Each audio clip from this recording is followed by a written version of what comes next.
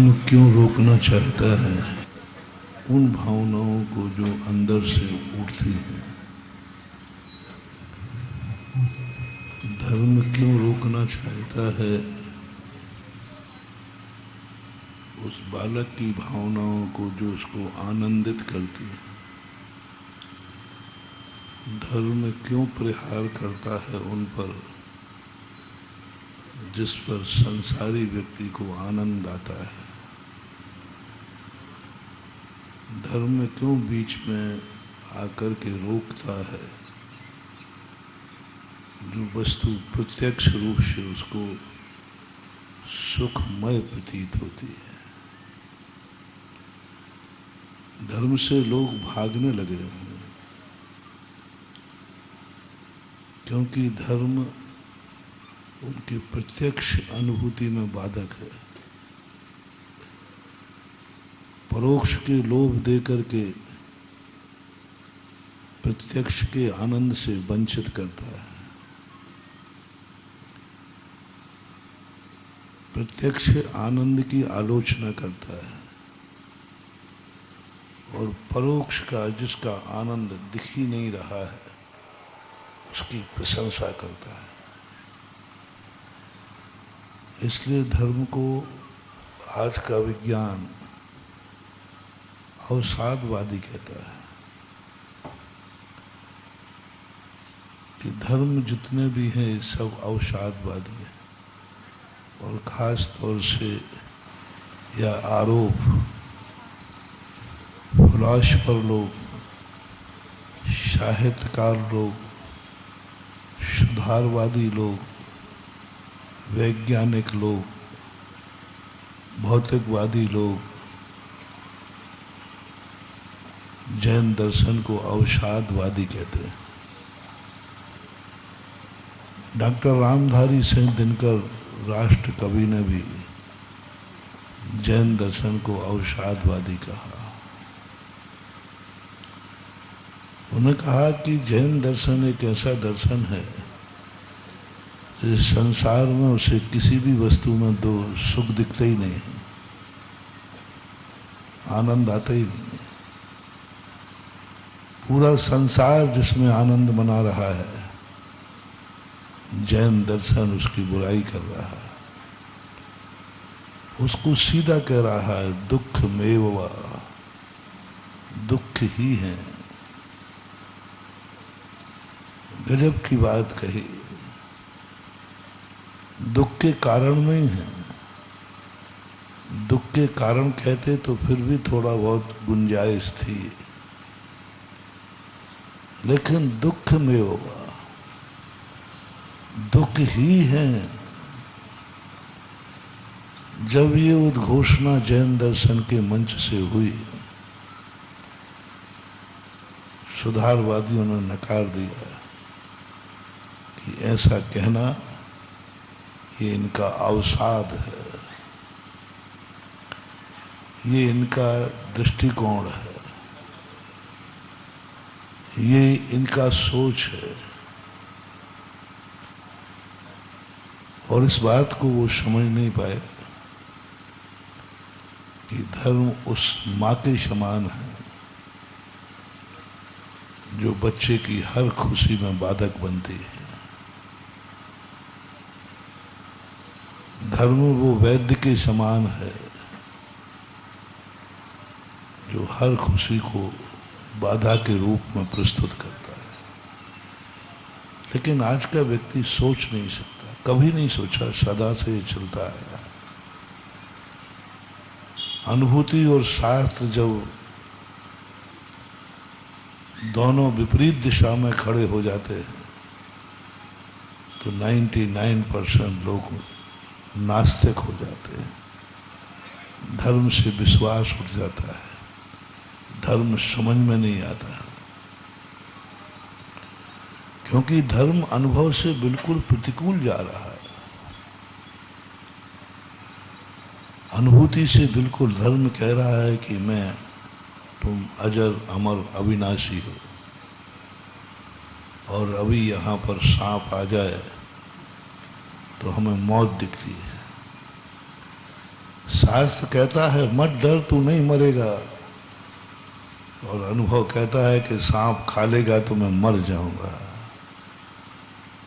बोलो, तुम्हें सांप सामने हो, शेर सामने हो, शैलफास मुंह में गया हो, हार्ट अटैक हो रहा हो, तो तुम सब लोग शेयर करना, अमरता की अनुभूति होती है या मरने की? सही सही बोलना, बचाओ, आवाज और निकल आएगी। गुरुदेव बचाओ, भगवान बचाओ। और भगवान कहते हैं बेटा तू मर ही नहीं सकता, मैं क्या बचाऊं? तू मर ही नहीं सकता, मैं क्या बचाऊं? और वक्त कह रहा है भगवान बचाओ, मैं मर रहा। अब अनुभूति की बात देखो, कानों सुनी बात सही है कि अनुभव में आई हुई बात सही है? कौन मानेगा? ये कानों में सुनाई पड़ा कि तुम अमर है, अजर अविनाशी है, ये कानों में आवाज आई,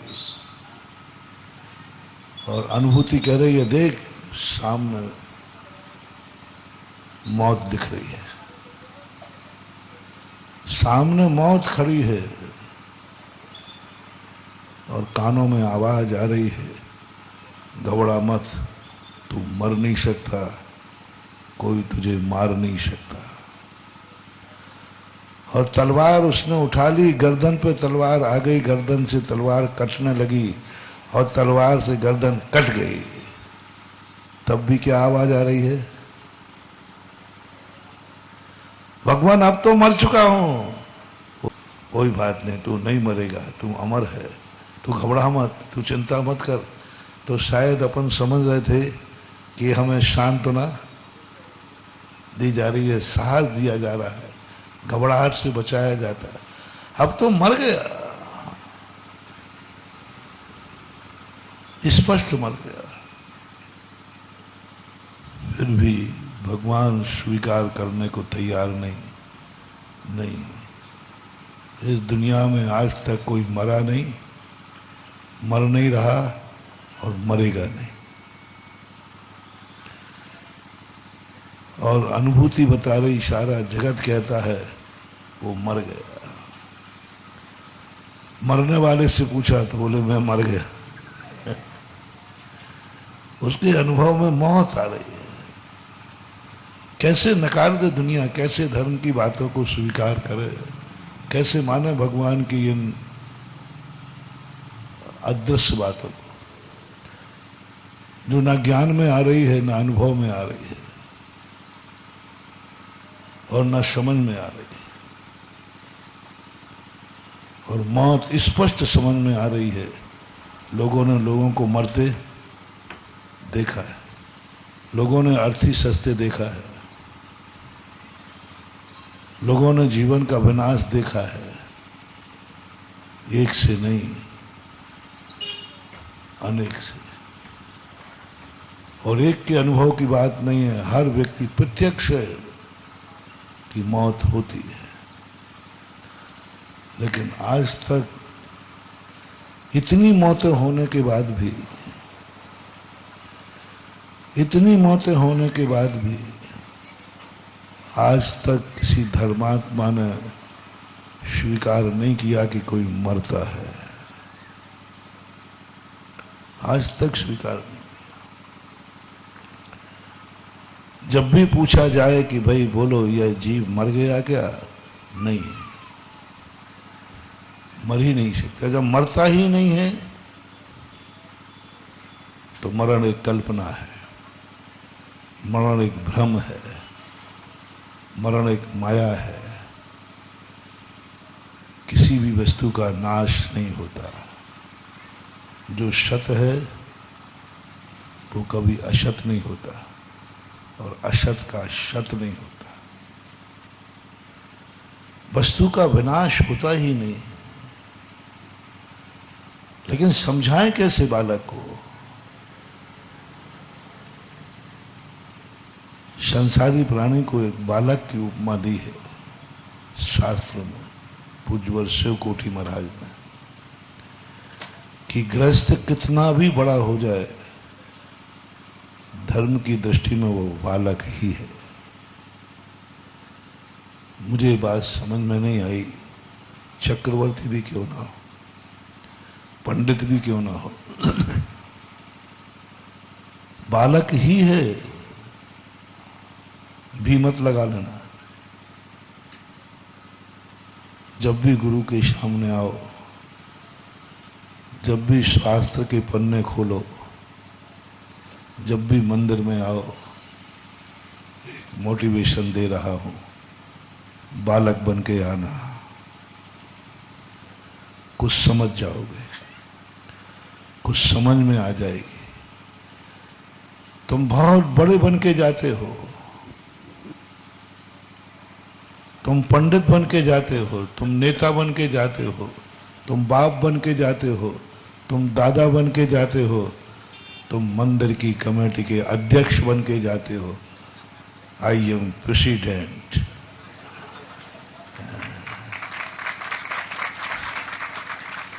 कभी नहीं समझ पाओगे, तुम कभी नहीं सुधर सकते। जिसको अध्यक्ष की बू आ गई, वो ना मंदिर में आ सकता है, ना वो भगवान को समझेगा, ना शास्त्र को समझेगा, ना गुरु को समझेगा, क्योंकि उसके अनुभव में क्या आ गया? I am minister. कोई कहता महाराज ये अध्यक्ष है तो मैं मंत्री हूं, महामंत्री। अरे कानून में भी महामंत्री नहीं होता, मंत्री होता है। मिनिस्ट्री में आज तक किसी को हमने महामंत्री नहीं सुना, अधिकतम क्या होता है? मंत्री होता है। लेकिन आप तो उससे भी आगे है ना, महामंत्री। हाँ, मुख्यमंत्री कह देते हैं, कोई कोषाध्यक्ष बना, कोई कुछ बन के आता है। मंदिर में भी तुम आते हो, कभी बेटे के बाप बन के आते हो, कभी भाई बन के आते हो, कभी पति बन के आते हो, कभी ये पत्नी बन के आती है, कभी माँ बन के आती है। तुम लोगों का आने का तरीका है। जब आपके घर में कोई दुख आता है तो कहते हैं मैं बेटे की माँ हूँ भगवान, मैं बेटे की गुरु महाराज, मैं इनकी माँ हूँ, मैं पिता हूँ। ये परिचय तुम्हारा होता है। जब जब तुम परिचय देते हो, जब जब तुम्हारे, मैं समझ जाता हूं इस व्यक्ति को मेरा आशीर्वाद नहीं फलेगा, इस व्यक्ति को धर्म नहीं पचेगा, इस व्यक्ति को उपदेश देना व्यर्थ है, आशीर्वाद देना व्यर्थ है, इसके लिए नमोकार मंत्र पढ़ना व्यर्थ है, इसके लिए शांति धारा करना व्यर्थ है। कुछ भी नहीं होगा, कुछ असर नहीं होगा, क्योंकि वो बाप बन के आया है, वो घर का मुखिया बन के आया है, वो एक बड़ा आदमी बन के आया है, वो पदाधिकारी बन के आया है। और तो और कहें, तुम भक्त बन के आए हो, भक्त बन करके आए हो। अब तुम्हारे लिए भी कोई आशीर्वाद काम नहीं करेगा, क्योंकि तुम्हें अहंकार आ गया, मैं गुरु का भक्त हूं। हमने अक्सर कर देखा, जिन लोगों की थोड़े आचार्य तक पहुंच होती है ना, और आचार्य से सीधा संबंध होता है ना, जो आचार्य से अकेले में बात कर लेते थे ना, जिन पर आचार्य की विशेष कृपा होती है ना, वे संघ के सारे साधुओं को मच्छर समझते हैं। वो कहते महाराज तुम्हारी क्या वक़्त है, हमारी बोल दो ना, थोड़ा सा बोल दो। डायरेक्ट पहुंच है आचार्य श्री तक। बस वहीं से तुम्हारा विनाश चालू हो गया, मान, डाउनफॉल चालू हो गया। जब कोई व्यक्ति गर्व से कहता है मेरी पहुंच मालूम राष्ट्रपति तक सीधी डायरेक्ट, समझ लेना कि ये व्यक्ति बहुत जल्दी धोखा खाएगा। भक्त की अनुभूति हो गई। अब तुम बोलो, यदि तुम्हारी कलेक्टर तक डायरेक्ट पहुंच हो और तुम्हारे परिवार का कोई एसपी हो और तुम्हारी किसी मिनिस्टर तक एसपी हो, मिनिस्टर हो, और उस समय कोई तुमसे थोड़ा सा छेड़ाछाड़ी कर दे, तो तुम्हारा जवाब क्या होगा? तू मुझे समझता नहीं। बोलो, थोड़ा शेयर करते जाए करो। तुम तो अनुभव में लाते, मुझे तो अनुभव में नहीं है, मैं तो देखता रहता हूं। उस समय तुम्हारा लफ्ज क्या होगा? तू मुझे समझता नहीं है मेरे कुंवर साहब एसपी। तू नहीं है, तू नहीं है। किस पर गर्व है? तुम नहीं हो।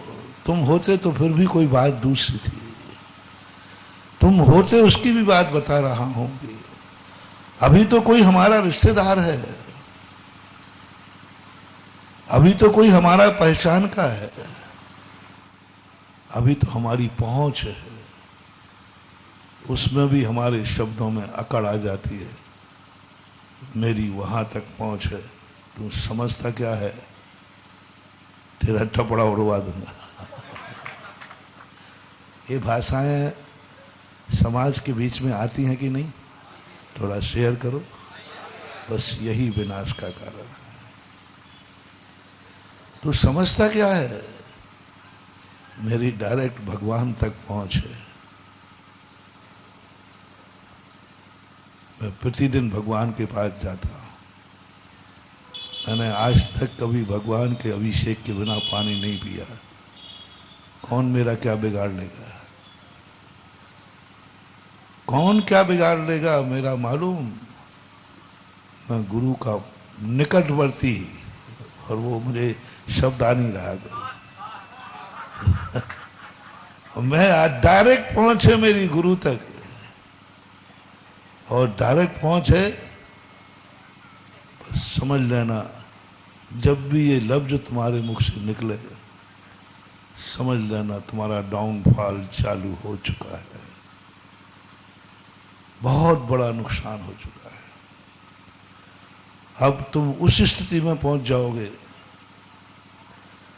चूल से गिरोगे, धूल में मिल जाओगे। भक्त की भी अनुभूति नहीं। बहुत गहरी बात कह रहा हूं,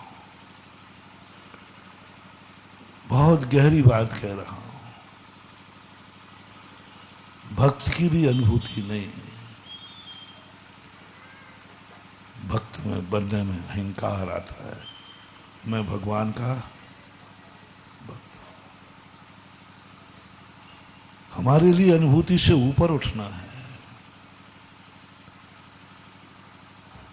और मैं तो एक स्थान पर एक व्यक्ति ने कहा,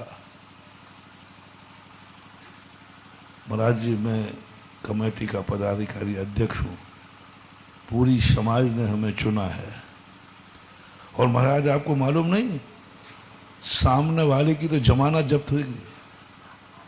मैं इतने अधिकतम वोटों से जीता हूं।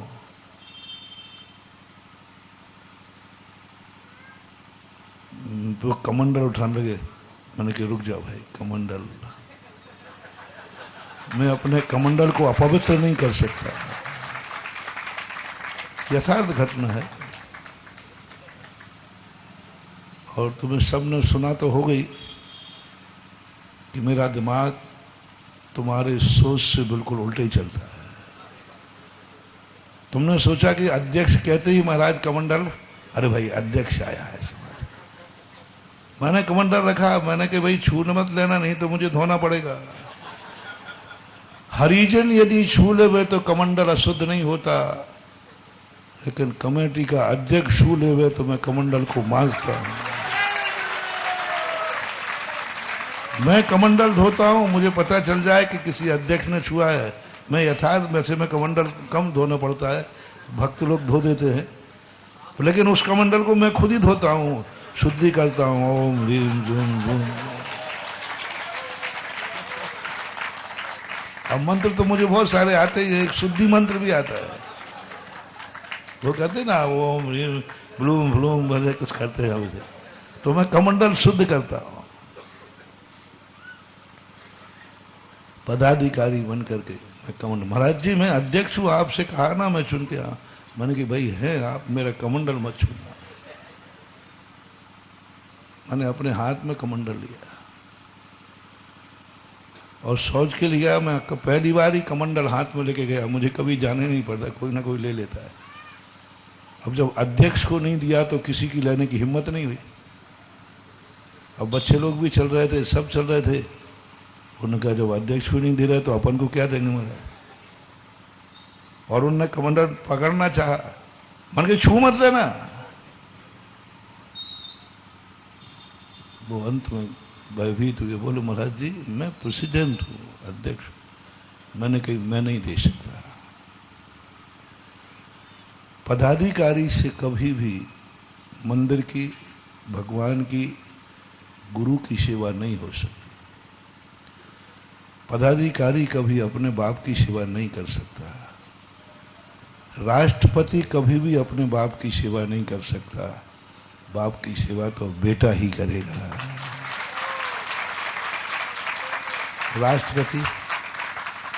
राष्ट्रपति की तो दुनिया सेवा करती है, वो क्या बाप की सेवा करेगा।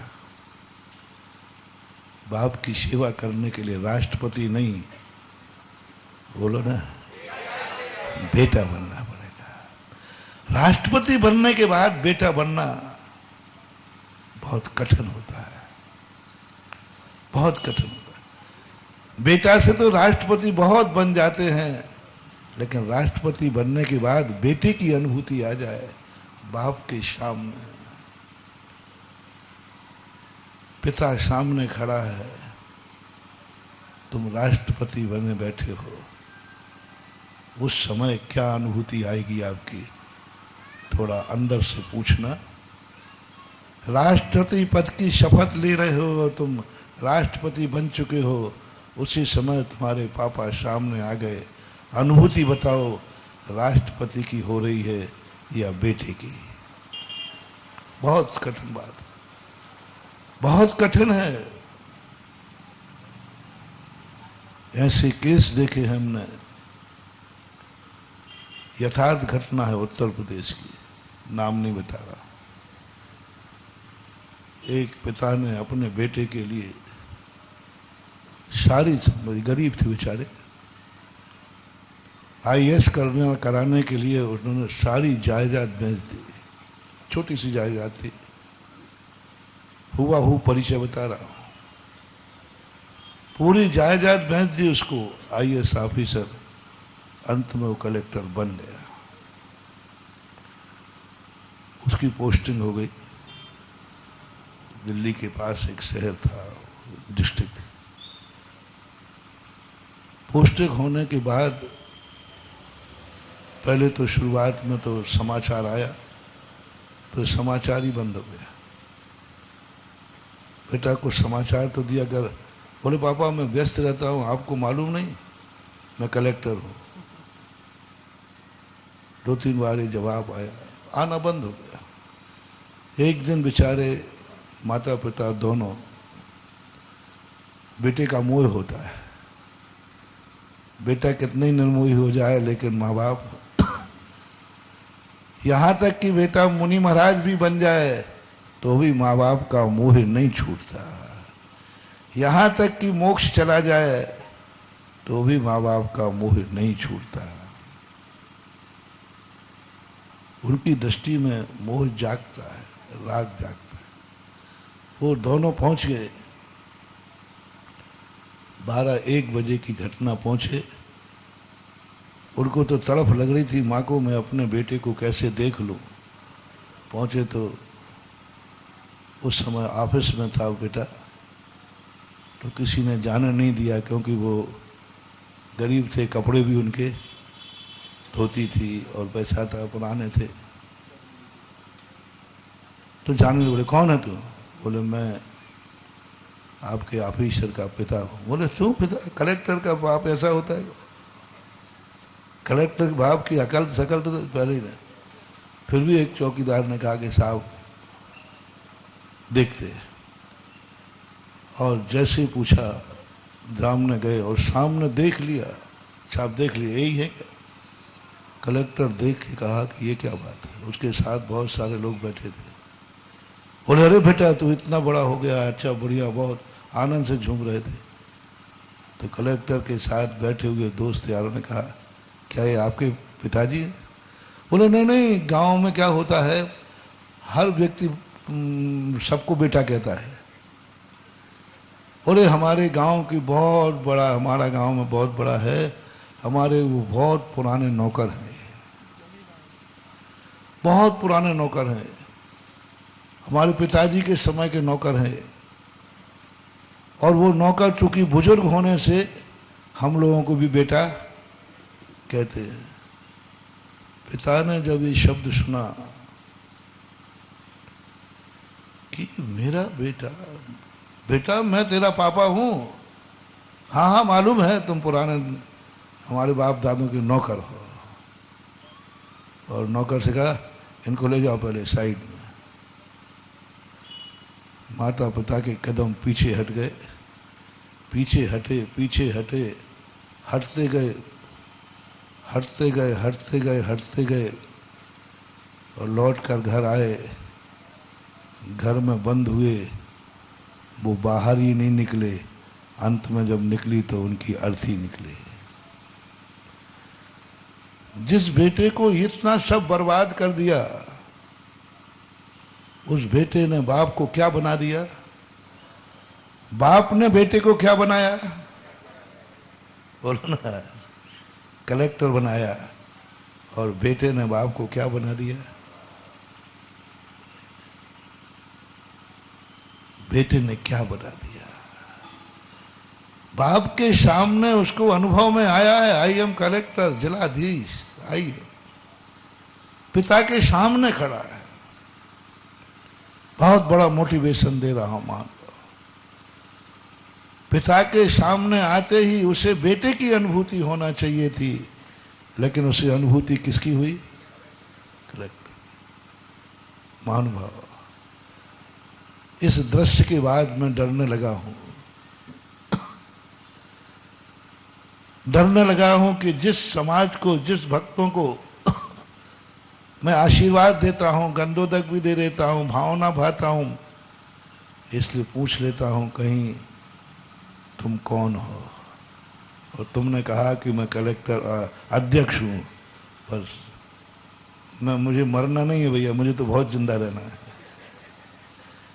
और सदमा बहुत बुरा होता है, सदमा बहुत बुरा होता है। इसलिए वहां स्थिति ऐसी बन जाती है। अनुभूति की बात कर रहा हूं। आपको यदि बड़े होने के बाद कभी एक बार भी लफ्ज निकल गया, भगवान पिताजी अब मैं बड़ा हो गया, पिताजी ने आपको डांट दिया, मान लीजिए थप्पड़ भी मार दिया और बाजार में मार दिया। पिता एक ऐसी चीज है जिसको आप ये नहीं कह सकते पापा कमरे में मार देते, बाजार में क्यों मारा? 4 लोगों के सामने गाली क्यों दी, अकेले में दे देते? कई लोग कहते हैं पापा को तो कुछ समझ में नहीं आता, मेरे दोस्त के सामने डांट दिया, थप्पड़ मार दिया, गाली दे दी। महानुभाव सुनो, दुनिया में एक हस्ती ऐसी जैसे बाप कहते हैं, उसको बेटे के डांटने के लिए ना कोई बाजार देखना है, ना चौराहा देखना है, ना राष्ट्रपति की गद्दी देखना है, ना कलेक्टर की गद्दी देखना है। बाप वो हस्ती है जो राष्ट्रपति गद्दी पर बैठे हुए को जाके झापड़ लगा सकता है।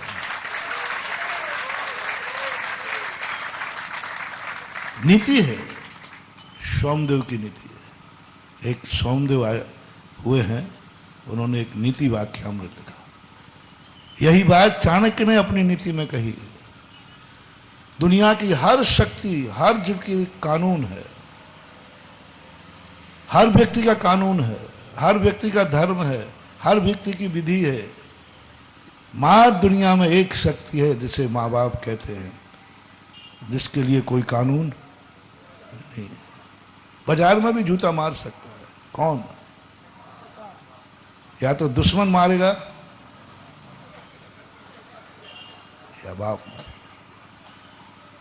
हर व्यक्ति से शेयर करना चाहूंगा, काश तुम्हारे बाप ने, तुम कलेक्टर बैठे हो, तुम राष्ट्रपति बने बैठे हो, तुम बाजार में हो, और उसी समय आकर तुम्हारे बाप ने तुम्हें एक जूता मारा। शेयर करना, अनुभूति बताना, कैसा लगा?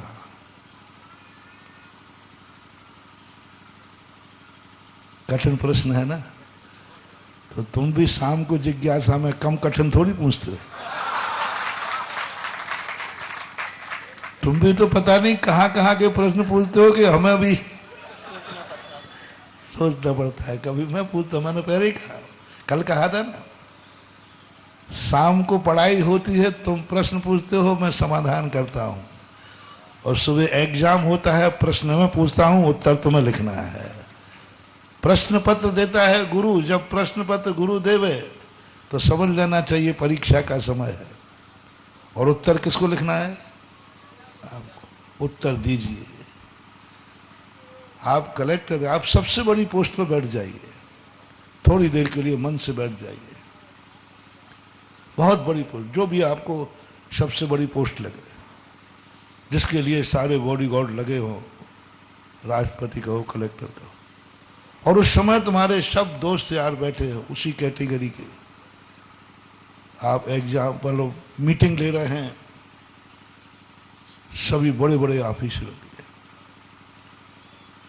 और वो सबके सामने, और लाइव चालू है। क्या चालू है? लाइव चालू है। उसे तुम्हारे बाप ने अकेले कुछ कहा नहीं, मैंने थप्पड़ नहीं मरवाया, मैंने क्या मरवाया? आप अपना नाम बार बार मैं लूंगा तो अच्छा नहीं। क्या मरवाया? मैं पूछना चाहता हूं इस नेहा नगर की, या बाहर के लोग भी बैठे हों, अब हमारा प्रवचन कोई एक कॉलोनी में भली होता हो, लेकिन पंडाल तो पूरे विश्व का बनता है, क्योंकि लाखों लोग सुन रहे हैं। पंडाल में कोई बैठा हो या ना बैठा हो, तो लाखों लोगों की सभा है, क्योंकि लाइव चलता है, तो कोई पंडाल छोटा मोटा तो है नहीं। इस समय अमेरिका भी सुन रहा है, तो वहां से भी मैं पूछ रहा हूं, आपकी अनुभूति पूछना चाहता हूं। उन्होंने जाकर के आपको, मैंने पहले ही कह दिया कि पिता है, कुछ भी मार सकता है, वचन से भी मार सकता है, थप्पड़ भी, कान भी, और जूते भी, क्योंकि वो सबके लिए कानून है। मजिस्ट्रेट, पुलिस जूता नहीं मार सकते, थप्पड़ मार सकते। कोई कस्टडी में कोई पुलिस वाला जूता नहीं मार सकता, मानव आयोग का रूप लग जाएगा। थप्पड़ मार सकता है, डंडे मार सकता है, लेकिन जूता नहीं मार सकता, कानून है। लेकिन एक वीआईपी कोटा है जिसे जूता मारने का अधिकार है।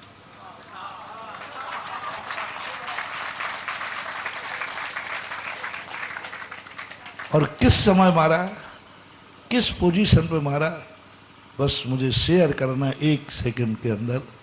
उस समय तुम्हें कैसा लगेगा? तुम सर्वोच्च पद पे हो, पूरी समाज, पूरे आपकी जो आपको सैल्यूट करते हैं, जी सर कहते हैं, वो सब चारों तरफ बैठे हुए हैं, और सीधा गया फट से, और 2-3 जूते टिकाए तुम्हें। अनुभूति बताना।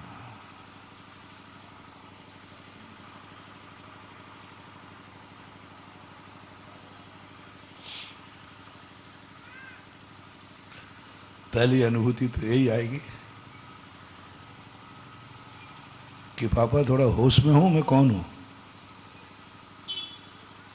मैं कौन हूं इस समय? मैं कलेक्टर हूं। मैं अब गोद का बच्चा नहीं हूं। मैं अभी गोद का बच्चा नहीं हूं। मैं छोटा नहीं हूं, मैं बड़ा हो गया हूं। ये कोई तरीका है? 90% तो को लौट के मार देंगे, नहीं मारेंगे तो हाथ तो पकड़ ही लेंगे। कुछ अच्छे लोग होंगे, उनको इतना तो आ जाएगा, पापा थोड़ा पोजीशन देखो मेरी, अकेले में मार लो। और घर आके तो कहोगे, पापा से तो बोल नहीं पाएगा क्योंकि दो और टिकाएगा वो। पर वो मम्मी से बोलता है, मम्मी देखो ना, पापा ने आज हमारी इज्जत उतार दी। अरे मार नहीं था तो कमरे में मार देते, पीट देते। बताओ मैं मीटिंग ले पापा की शिकायतें बेटा किसको करता है? मम्मी को करता है। फिर वो मम्मी को चलाएगा, फिर मम्मी कहेगा क्यों तुमने बेटे को तो किया मैं उसका बाप। बहुत बड़ा मोटिवेशन दे रहा हूं महानुभाव। यदि उस समय तुम्हारे मन में कोई भाव नहीं आया, इतनी भाव आया, मैं पिता, वे मेरे पापा हैं, मैं इसका बेटा हूं, वे जूते मार रहे हैं और तुम खड़े होकर उनके पैर छू रहे हो, पैर छू रहे हो, और अनुभूति में आ गया, आज मेरा जीवन धन्य हो गया। जरूर मैंने इतनी बड़ी गलती की है कि पापा को मीटिंग में आकर के जूता मारना पड़ा। और तुम्हारे पैर छूने के भाव आ जाएं, किंचित मात्र भी नहीं। आई सी। किसी ने कहा कौन है? बोले चुप रहिए, ये मेरे पिताजी।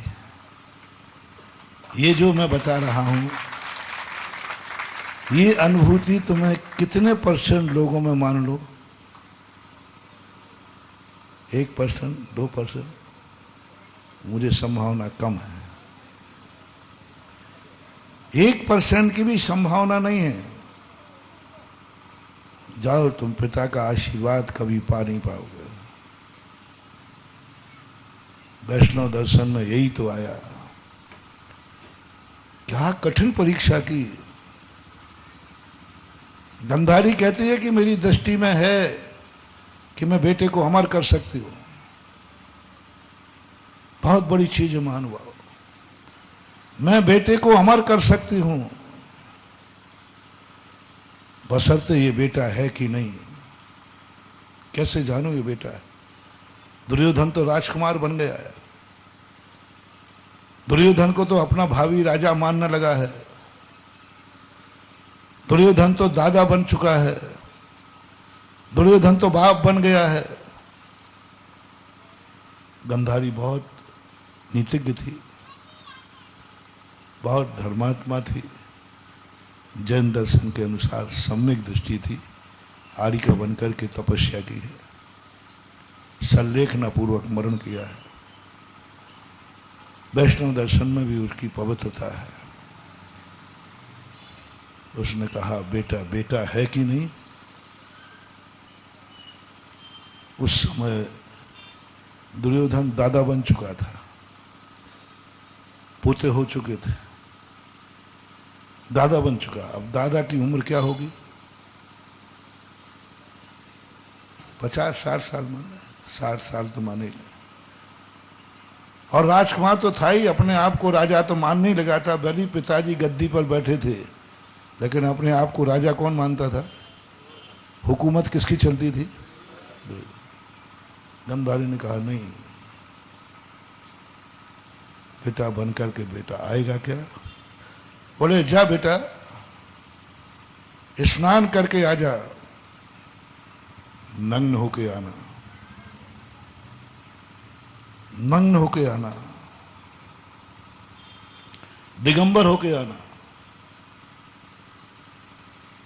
दुर्योधन मां की आज्ञा मानकर पहले तो हिचका, मां मैं इतना बड़ा होकर के, मैं इतना बड़ा होकर के नग्न होके आऊं? बोले हाँ बेटा। चला गया।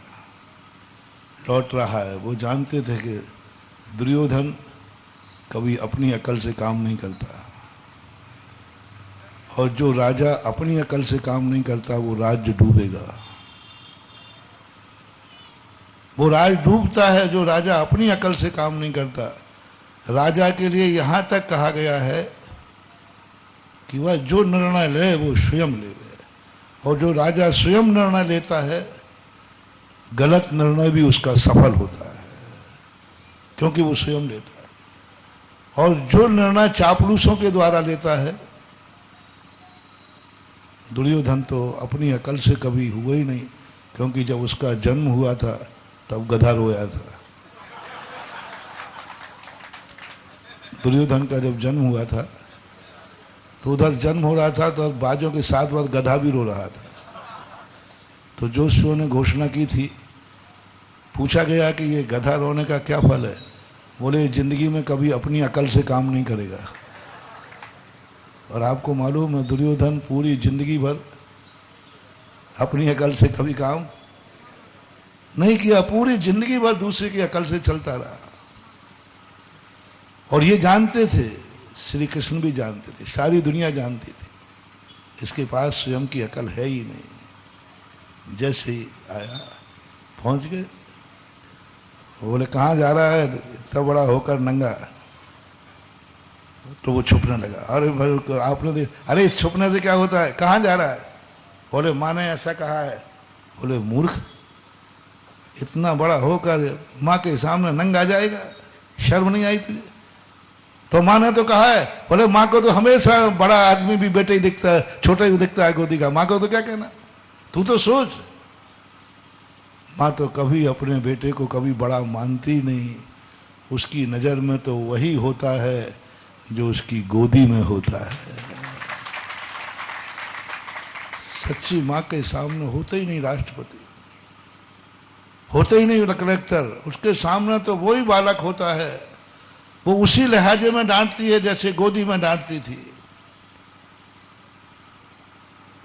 और माँ की दृष्टि में जिस दिन तुम बड़े हो जाओ, समझ लेना तुम बेसहारे हो गए, अब तुम्हारे अनाथ होने का समय आ गया, क्योंकि तुम माँ बाप की दृष्टि में बड़े हो गए। माँ बाप की दृष्टि में, जैसे दुनिया की दृष्टि में नहीं कह रहा, माँ बाप की दृष्टि में यदि तुम बड़े हो गए, समझ लेना तुम्हारे अनाथ होने का समय आ गया। तुम बेसहारे हो जाओगे, कोई तुम्हें सहारा नहीं देगा, क्योंकि तुम बड़े हो गए। सूत्र बनाना, अब तुम्हें कोई सहारा नहीं देगा क्योंकि तुम बड़े हो गए। और किनकी दृष्टि में बड़े हुए? माँ बाप की दृष्टि में, दुनिया की दृष्टि में नहीं कह रहा हूं, भाई की दृष्टि में नहीं कह रहा हूं, बेटे की दृष्टि में नहीं कह रहा हूं, दुनिया की किसी दृष्टि में नहीं, माँ बाप की दृष्टि में यदि तुम बड़े हो गए हो, तुरंत महानुभाव सावधान सावधान। यदि माँ बाप ने तुमसे अब कहना छोड़ दिया है, क्योंकि तुम, माँ बाप ने टोकना बंद कर दिया क्योंकि तुम, माँ बाप तुमसे लिहाजा करने लगे क्योंकि तुम, महानुभाव आज का सूत्र मंत्र रूप में मान लेना, तुम अब बेसहारा होने वाले हो। अब तुम्हारी जिंदगी में वो संकट आने वाला है जिस पर कोई सहारा नहीं देगा, तुम बेसहारे भोगोगे उसको, कोई आंसू पहुंचने वाला नहीं आएगा। कितनी शक्तियों को पुकार लेना, कोई सहारा नहीं देगा, क्योंकि तुम माँ बाप की दृष्टि में बड़े हो गए हो। और बड़ों का सहारा कोई नहीं देता, सहारा बड़ों को दिया जाता है या छोटों को, समर्थ को दिया जाता कि असमर्थ को। लेकिन तुम तो बड़े हो गए, बहुत बड़े हो गए, माँ बाप की दृष्टि में बड़ा नहीं, अब बेटा बड़ा हो गया है, हम नहीं टोक सकते। कई बार मेरे सामने कई लोग आते, महाराज जी ये मम्मी पापा आपके भक्त हैं और उनका बेटा हमारे लिए बहुत परेशान करता है किसी में। तो मैंने उन माँ बाप से कहा, मैंने कहा बेटे, नहीं महाराज जी अब मैं नहीं बोल सकता हूँ क्योंकि बेटा, ये शब्द कहते ही मेरा रूह कांप जाती है। मैंने कहा गया काम से। पापा ने कह दिया बेटा बड़ा हो गया है, अब मैं नहीं बोल सकता, अब मैं नहीं कह सकता महाराज वो बड़ा हो गया है, जवाब दे देगा। मैं अपनी इज्जत बचाऊं कि नहीं? अब यदि मैंने कुछ समझाया तो वो जवाब दे देगा, और हो सकता है तो कहेगा पापा आप अपनी इज्जत संभाल के रखो, मेरी इज्जत क्या रह जाएगी। कौन बोल रहा है महानुभाव? बाप के अंदर अभाव आ गया है, मेरी इज्जत बेटा उतार सकता है, क्योंकि वो, अब बोलो, कल्पना करो, दुश्मन नहीं, बाप के मन में ये भाव आ गया कि मेरा बेटा इज्जत उतार सकता है, मेरा हाथ पकड़ सकता है और कह सकता है पापा बहुत हो गया। इसलिए महाराज मैं नहीं कह सकता हूं, क्योंकि बेटा, बार बार इसलिए कह रहा हूं कि आप लोग सब बर्थडे बैठे हो, क्योंकि छोटा तो कोई है ही नहीं, सब क्या है बर्थडे। कर्रापुर में मंदिर में लगा था, अब आए बर्थडे कर्रापुर, एक मंदिर है वहां आदिनाथ मंदिर बना ना, तो वहां एक बोर्ड लगा था। तो मैंने सोचा कि ये, मैंने उसको 3-4 बार पढ़ा, कहीं पढ़ने में मिस्टेक हो रही हो।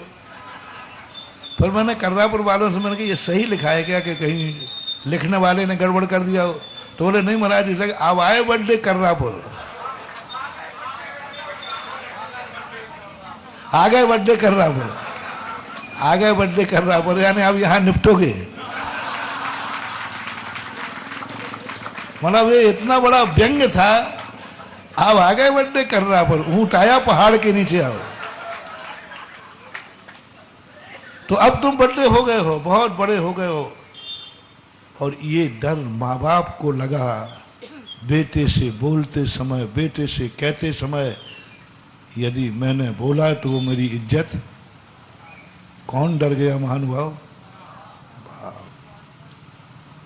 मत करना महानुभाव, मत करना कि बाप को डर लग जाए कि मेरा बेटा इज्जत उतार सकता है, बेटा मुझे जवाब दे सकता है। यदि ये भाव तुम्हारे बाप में आ गया है, जाओ, तुम्हारे विनाश का समय निश्चित है। और ऐसा संकट आएगा, आंसू की नदी बहाओगे, कोई रूमाल भी पोंछने को नहीं मिलेगा, कोई सहारा देने वाला नहीं। क्योंकि तुम्हारा मोटिवेशन कहां शुरू हो गया?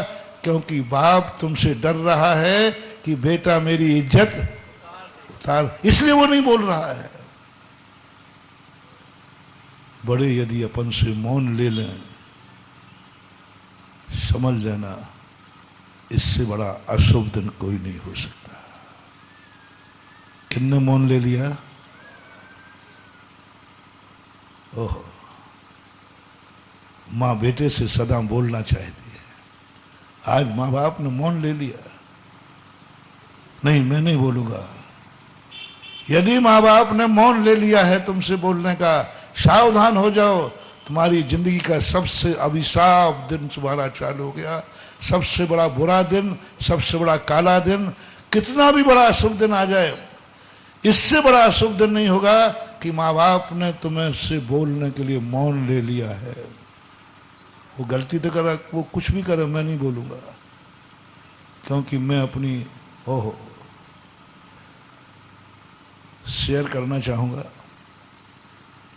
एक और दुश्मन तुम्हारी इज्जत उतारेगा और एक बेटा उतारेगा, तुम्हें सबसे बुरा कब लगेगा? बोलो ना बेटा उतारेगा तब तो। बाप तो स्वाभिमानी है, वो कहता है दुश्मन मेरी इज्जत उतार दे कोई बात नहीं, लेकिन मैं इतना निकृष्ट नहीं हूं कि बेटा ही मेरी, ये हर बाप की कल्पना होती है। महानुभाव, हर व्यक्ति को आज ये नियम लेना है, कम से कम बाप से पूछना है कि आप मेरे से डरते तो नहीं हो, मेरा भय तो नहीं है, कहीं मेरे जवाब से तो नहीं डरते हो कि मैं तुम्हारी इज्जत उतार दूंगा, कहीं आप मेरे से मौन तो नहीं ले लिया है। यदि ले लिया हो तो उनको बुलवाओ, अब कैसे बुलवाओ? और एक अधिकार दो, एक अधिकार दो बाप को, मां को, आपको हर समय, कहीं भी, किसी भी समय, किसी भी स्थान पर मुझे जूते मारने का अधिकार है। उनके पास अधिकार तो पहले से था, लेकिन तुमने छीन लिया था। उनके पास अधिकार तो कुदरत से था, उनके पास अधिकार तो नीति से था, उनका अधिकार तो चाणक्य ने नीति में दे दिया था, लेकिन वो तुमने छीन लिया, तुम्हारे रोम ने। क्योंकि तुम, बोलो ना, क्योंकि तुम बड़े हो गए, क्योंकि तुम बड़े हो गए इसलिए छीन लिया। अब वो अधिकार तुम्हें देना है। आज हर बाप के किसी भी पोजीशन पे, किसी भी समय, किसी भी समय आपको मुझे जूता मारने का अधिकार है, रहेगा। आप ना बाजार देखेंगे, ना मेरा राष्ट्रपति पद देखेंगे, ना कलेक्टर का पद देखेंगे। आप इस अधिकार को मैं आपको देता हूं।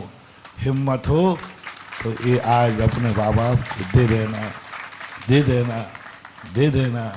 जाओ, इसके पीछे मेरा रहस्य, तुम्हें जूते मरवाना मेरा पर्पस, मेरा पर्पस ये नहीं है।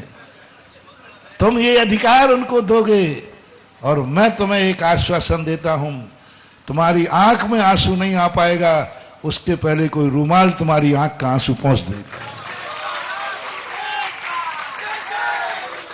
ये है इस बीज का फल, ये है इस बीज का फल। कभी तुम अनाथ नहीं होगे, कभी तुम बेसहारे नहीं होगे। जंगल में भी होगे, वहां भी कोई तुम्हारा सहारा बन करके आएगा और तुम्हें संकट से मुक्त कर लेगा। किसी भी दशा में तुम कभी भी बेसहारे नहीं मरो, कभी अनुभव में भी नहीं आएगा कि तुम बेसहारे हो। सदा तुम्हारे मन में भाव रहेगा, नहीं, कोई ना कोई तो मेरा सहारा है। किस चीज में, किस छोटी सी घटना में कितना बड़ा वरदान। मात अधिकार देना है, मुझे विश्वास है। अच्छा ये बताओ, या कितने लोग बैठे जिसने बाप का जूता खाया हो? नहीं खाया हो, नहीं, अभी नहीं, अधिकार के नहीं मालूम किसी के बाप ने जूता मारा हो। जूता मारा है, इसका अर्थ है कि तुम कितने बिगड़े हुए हो। कोई बात नहीं, कोई बात नहीं, कोई बात नहीं है, मुझे कोई दर्द नहीं है। मैं तो कहता हूं हर बेटे को एक बार जूता जरूर पड़ना चाहिए बाप का, मेरा तो भावना है। जो मेरा भक्त बनेगा मैं उसी को बनाऊंगा। क्यों रे, बाप ने जूता मारा क्या? बोले मारा है, तो मैं कहता हूं बन जा मेरा भक्त, मेरा आशीर्वाद है। जिसको नहीं खिला हो तो वो आज उनसे कहना कि महाराज जी आ रहे हैं और मुझे महाराज का भक्त बनना है। और महाराज के भक्त की शर्त क्या है? दुश्मन का नहीं, दुश्मन का नहीं बेटा, चिंता मत करना। दुश्मन तो आंख उठाएगा, चिंता मत करना, तेरा गुरु तेरे साथ खड़ा रहेगा। दुश्मन का जूता नहीं पड़ने दूंगा। दुश्मन का तो जूता उठाएगा, वहीं कीलित हो जाएगा, चिंता मत करना। मेरे भक्त को कोई दुश्मन जूता नहीं मार सकता।